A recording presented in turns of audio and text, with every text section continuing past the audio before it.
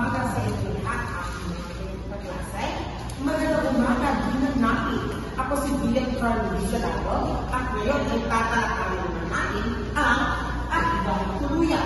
Ano nga ba ang akdang tuluyan? Ito ay nasusulat ng Malaya sa ano ng mga talata na binubuo ng mga karaniwang pangutusan.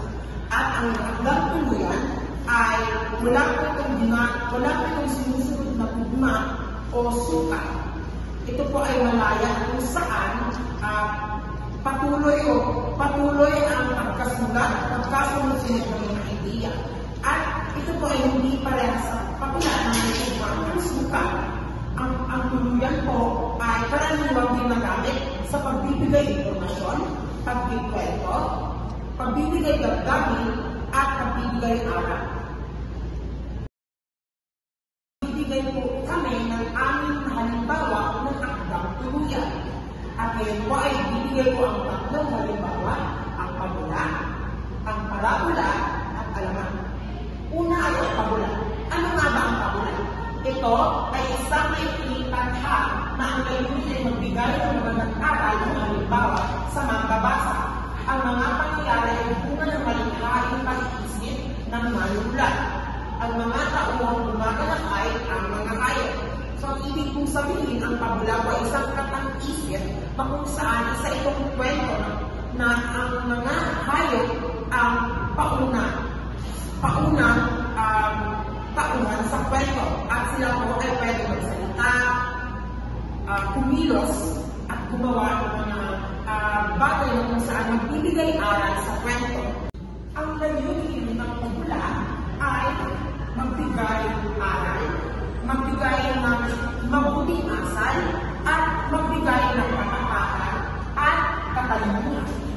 Ang tema nito ay aral sa mabuting asal, kabayaginan, katalinuhan at katatakan, at pagbabaso sa maling gawain. So ang pabula po ay karaniwang binibigay ko, kinikwento ko ito sa mga bata dahil ito po ay mga hayop po ang tauhan dito. At nagbibigay ko ito ng magandang aral para sa kanila. At ang halimbawa po ay ang pagaw at ang nagsing ni Dr. Jose Rizal at ang leon at ang daga ni Eso po. So ito po ang dalawang halimbawa ng pabula na kung saan maganda po ang ayos ng kwento, maganda po ang kwento ibinigay at aral po na ibinibigay sa bawat pagbabasa. Ang kalawa naman ay ang parabola. Ano nga ba ang parabola? Ang parabola ay kwento hinama sa banal na kasulatan. Tulad ng pabula, may layunin itong mag-iwan ng aral na kapaki-pakinabang sa buhay. Ang parabola po ay katulad din po ng pabula. Ngunit, ang parabola ay nagbibigay aral patungkol sa pananampalataya, kabutihan, at kalooban sa Diyos. Ano nga ba ang mga tema nito? Una ay ang pananampalataya at kabutihan ng Diyos. Pangalawa, pagsunod sa kalooban ng Diyos. Pangatlo ay pagbubuska sa tama at mali. Ang halimbawa nito ay ang bughang anak at ang magputing Samaritano. So ang dalawang halimbawa nito ay makikita po natin sa Biblia na kung saan sa Lucas po. At ito po, ang parabola ng kwento po ay magandang halimbawa na kung saan magbibigay natin sa mga kabataan dahil ito ay nagbibigay aral patungkol sa pananampalataya, patungkol sa kaputihan at patungkol sa Diyos. Ngayon naman ay ang alaman. Ano nga ba ang alaman? Ang alaman ay buhay ng pagkakuluyan ng sasaan o nagpapaliwanag tungkol sa pinagmulan ng isang bagay, buo at pangalan. Ang alaman po ay isang nakang-isip o pagkakuluyan na kung saan patungkol ito sa mga pinagmulan ng pangalan, katulad dito ng pag-iling, ang isang bagay, katulad ng ang alaman ng pinya, ang isang buo, katulad ng lugar sa po na bulkan, katulad ng alamat na bulkan ngayon, yan po. Yan po ang mga alamat na kung saan ang layunin ito ay magbigay ng aral o misteryo ng isang kalikasan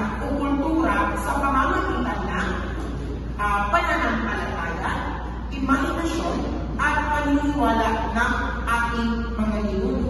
At ang mga tema nito ay, una, pagpapaliwanag sa pinagmulan, pangalawa, pananampalataya at pamahiin, pangatlo, pagsasabuhay ng mga kultura at paniniwala ng mga ninuno.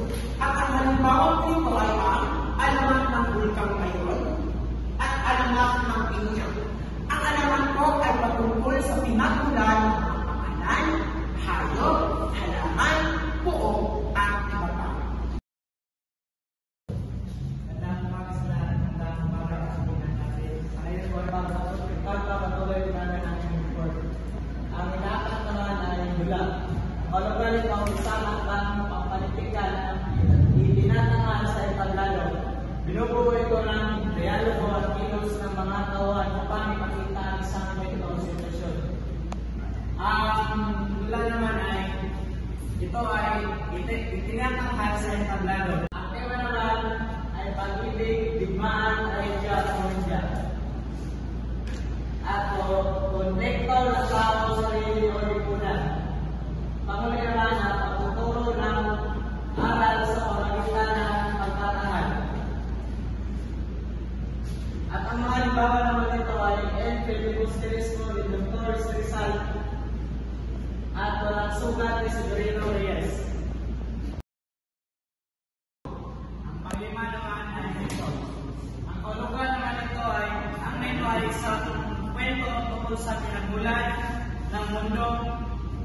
Ang mga tauhan naman ay Diyos at Diyosa.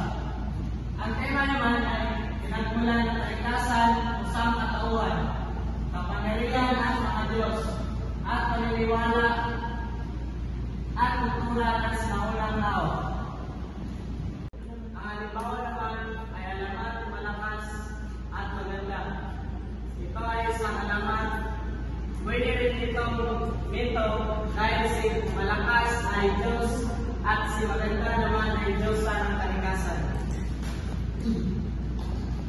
At ang una ay si Bagala at ang paglikha ng mundo. At ang panghuli naman ay balita. Ang balita, ito ay isang ulat o nagbabalita patungkol sa mga kasalukuyang nangyayari sa mundo. Nakikita ito sa TV o naririnig sa radyo. Ang tema naman ay katotohanan at impormasyon na papanahonan, talagahan sa lipunan at mamamayan, layuning magbigay kaalaman. At ang halimbawa naman ay balita sa TV Patrol o 24 Oras at artikulo sa Philippine Daily Inquirer o Manila Bulletin. Ang isang gulihan naman ay galing sa Silvio Bernales, palitika ng mga aliyo